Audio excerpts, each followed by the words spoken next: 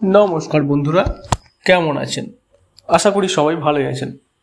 আজ আপনাদের জানাবো এমন একটি বিশেষ গাছের কথা যেটি আপনার জীবনকে প্রশস্ত করবে, বলা ভালো যে জীবনের গতিকে প্রশস্ত করবে। বন্ধুরা, আমরা জানি যে শনি গ্রহকে বলা হয় গ্রহরাজ, অর্থাৎ তিনি হলেন গ্রহের রাজা। তাই এই শনি গ্রহ যদি আমাদের উপর খারাপ দৃষ্টিপাত করে তাহলে কিন্তু জীবনের প্রতিটা পদক্ষেপে পদে পদে বাধা আসতে পারে। তাই বন্ধুরা, আমাদের অবশ্যই কর্তব্য এই শনি গ্রহকে পূজা করা। বন্ধুরা, মন্দিরে না গিয়েও আপনি বাড়িতে একটি বিশেষ গাছকে পূজা করার মাধ্যমে শনিদেবকে তুষ্ট করতে পারেন।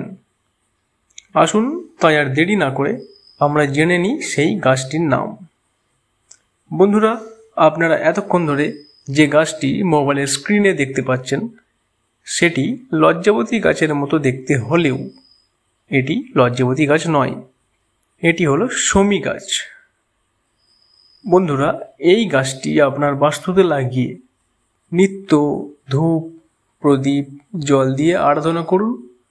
এর ফলে শনি মহারাজ তুষ্ট হবেন এবং আপনার আটকে থাকা সমস্ত কাজ খুব শীঘ্রই সফল হবে।